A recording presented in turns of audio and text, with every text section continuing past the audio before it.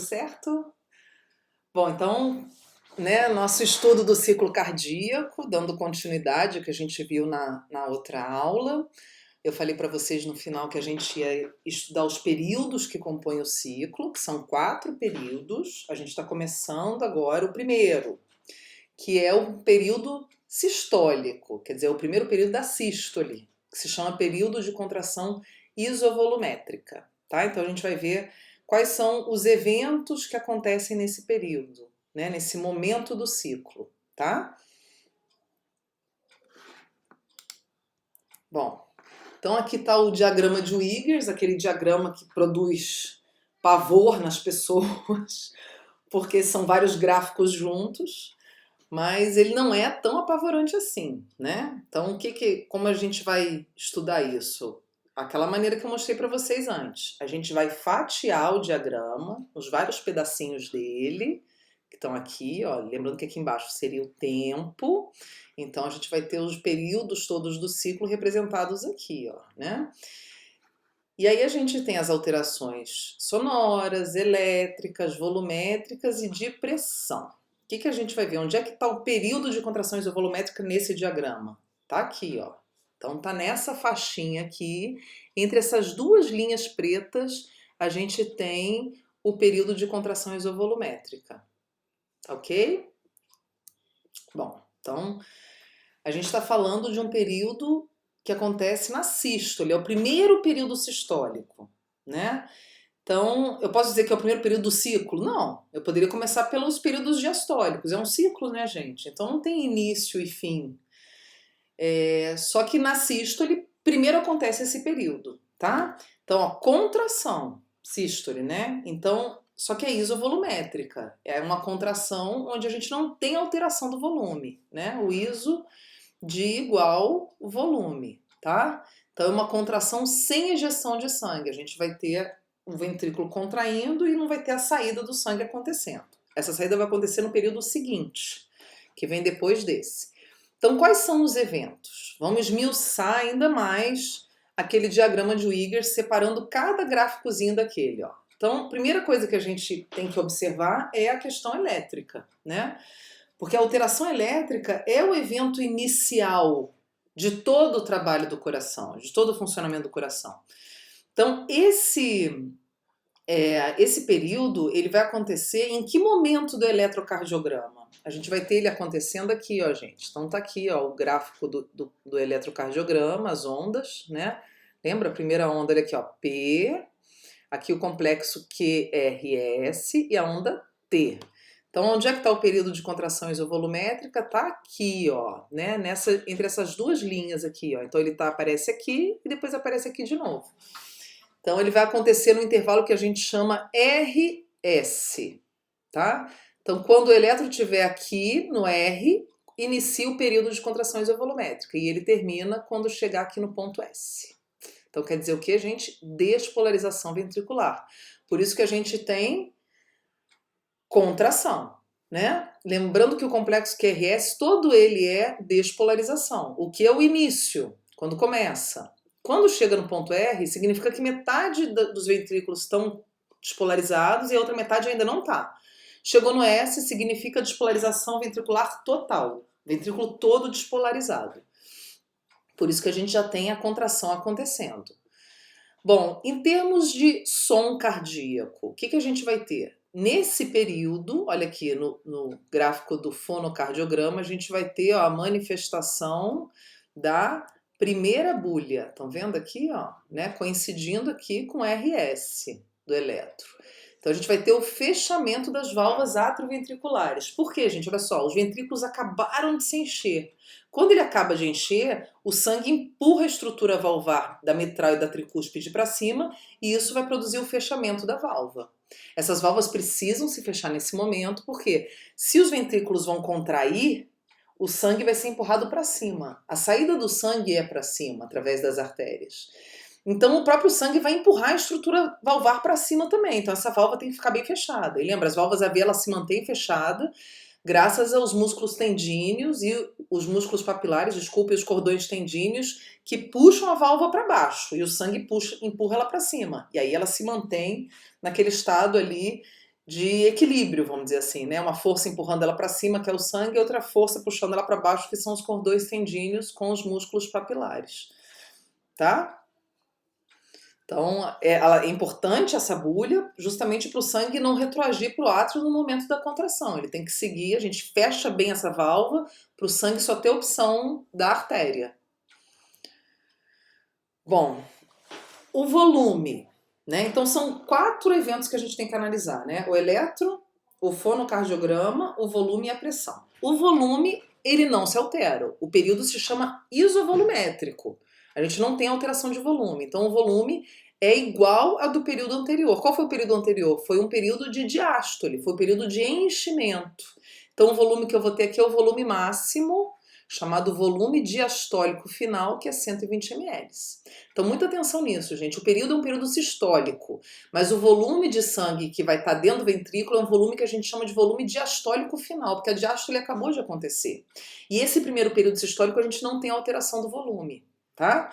Então, olha lá, quando a gente pega o gráfico do volume, a gente vê aqui, ó, a gente está nesse momento aqui, ó, ventrículo cheio, volume máximo, e durante todo o período ele não se altera, tá vendo? A linha é uma linhazinha reta, tá? 120 ml, ventrículo cheião. Então, o que a gente vai ter de especial nesse período, né? Para que ele serve? Já que não... A gente tem que pensar o seguinte, o principal papel do coração é movimentar o sangue do sistema venoso para o sistema arterial, né?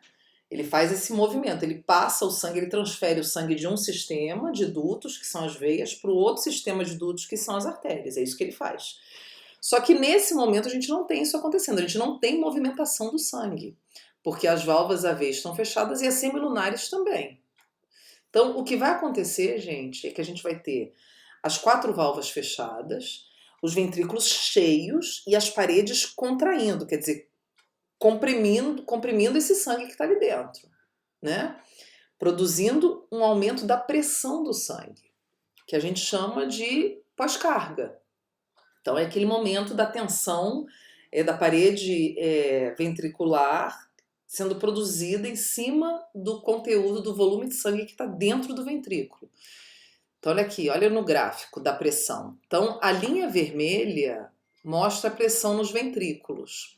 O tracejado daqui de baixo é a pressão nos átrios. E aqui em cima a gente tem a pressão na artéria aorta. Esse vermelho é a pressão, na verdade, não dos ventrículos, mais especificamente do ventrículo esquerdo. Ah, então vai ter diferença entre esquerdo e direito? Vai. Nesse ponto da pressão é o ponto que a gente difere um lado do outro, tá? Então é o seguinte, ó, a gente observa que no átrio a gente não tem grande alteração de pressão. Essa alteração é muito discreta.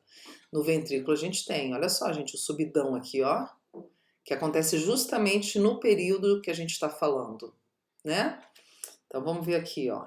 Então é isso aí que a gente está vendo, essa subida vertiginosa da pressão no ventrículo esquerdo, e a gente vai ter uma subida que é o seguinte, ó, ele vai sair daqui do 0, tá vendo aqui, ó, e vai em direção ao 80 aqui. Durante esse período a gente tem essa subida. Porque pensem, válvulas fechadas, parede contraindo, comprimindo o volume de sangue que está lá dentro, a gente vai aumentar a pressão desse sangue muito. E ele vai ter que ganhar uma força até que ele tenha condição de abrir as válvulas semilunares. Por quê? Então é o seguinte, ó. Essa pressão, por que ela tem que chegar nesse valor? Olha que a pressão que está aqui em cima é a pressão da artéria aorta. E a pressão da artéria aorta vai estar nesse nível aqui, 80. O sangue, gente, o princípio do fluxo sanguíneo, um dos princípios é o sangue ele só vai se deslocar de um ponto de maior pressão para um ponto de menor pressão. Ele só faz o deslocamento do maior para o menor, né? A gente tem que pensar que a pressão é uma força, é a força que impulsiona o sangue dentro dos vasos sanguíneos. Então, você só tem o mais forte empurrando no sentido do mais fraco. Só que a pressão no ventrículo, inicialmente aqui, no início desse período, ela está 0. Então, o sangue ele não tem como sair de um espaço que ele está com pressão 0, força 0, para o espaço arterial que a força está 80. Ele vai ter que superar essa força. Então, por isso que eu botei aqui, ó, o ventrículo esquerdo, a pressão ela sobe do 0 para um valor ligeiramente maior que 80. Quer dizer, se tiver 80,1 já é o suficiente, porque você já tem o quê? Diferença de força. Você já tem gradiente de pressão. Se a pressão ficar idêntica, não vai nem para um lado nem para o outro, vai parar ali. A força vai ficar estática, né, que a gente chama de estase sanguínea, quando tem a paralisia do fluxo, não tem movimento. Então, essa pressão ela precisa subir para esse valor ligeiramente acima de 80 para se deslocar para dentro do compartimento arterial. Ela precisa ficar maior. Então, a gente vai ver o seguinte, ó, que a grande ginástica que o ventrículo faz, né, que os ventrículos fazem, é justamente servir de elo para um sistema de baixa pressão, que é o sistema venoso. Então, para o ventrículo receber o sangue do sistema venoso, a pressão lá dentro tem que estar menor que das veias. E para ele jogar esse sangue para as artérias, a pressão dele tem que ficar maior do que das artérias. Então, é na cavidade ventricular que a gente vai ter essa grande alteração de pressão, justamente para ele atender a chegada do sangue venoso das veias e poder deslocar esse sangue para o sistema de alta pressão, que é o sistema arterial, tá? No ventrículo direito, essa subida é um pouco menor, ó, gente. Ela vai do 0 ao 8, mas tem que subir também, tá? E isso aqui permite a gente entender por que o ventrículo esquerdo ele se desenvolve mais, em termos de espessura de musculatura. O miocárdio do ventrículo esquerdo, ele se desenvolve mais do que do ventrículo direito, porque ele precisa produzir maior pressão. A subida da pressão é 10 vezes maior. Então, por isso que normalmente a gente tem uma hipertrofia que acontece no ventrículo esquerdo, tá? Aqui para vocês entenderem com relação ao ventrículo direito. Então, normalmente o diagrama de Wiggers ele não mostra o ventrículo direito, ele só mostra o esquerdo com relação à pressão. O resto é tudo igual dos dois lados. O que muda é essa história da pressão. Então, aqui para vocês terem uma ideia, ó, gente. Então, aqui a pressão da artéria aorta, que varia entre 80 e 120, tá? Faz essa variação, a gente vai falar disso. E aqui a gente tem a pressão da artéria pulmonar, ó. Então a artéria pulmonar é essa aqui, ó, essa marolinha aqui, essa ondinha, tá vendo?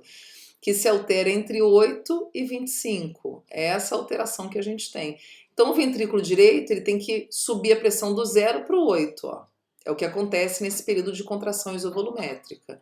Aqui mostrando para vocês, ó. Então na artéria pulmonar a gente tem a pressão variando entre 8 e 25. Essa variação ela vai diminuindo, né? As artérias que estão próximas ao coração, elas apresentam essa variação, porque elas sentem diretamente os eventos sístole e diástole. Na sístole é onde a gente tem o aumento da pressão, na diástole a gente tem a redução. Eu vou comentar isso com vocês, a gente vai falar mais sobre isso. Até que essa pressão vai numa queda vertiginosa, tá vendo? Ela vai caindo, caindo, caindo. Então nos capilares pulmonares ela é menor, isso é importante para evitar extravasamento de plasma, lá é uma região muito sensível e tal.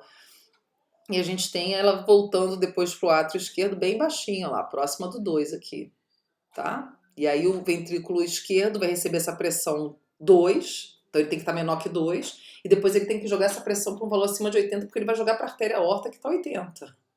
Estão entendendo? Então é isso que a gente vai ter. Então, gente, eu vou parar por aqui nesse vídeo e a gente vai fazer uma parte 2 para continuar, tá? Para não ficar muito longo, tá ok?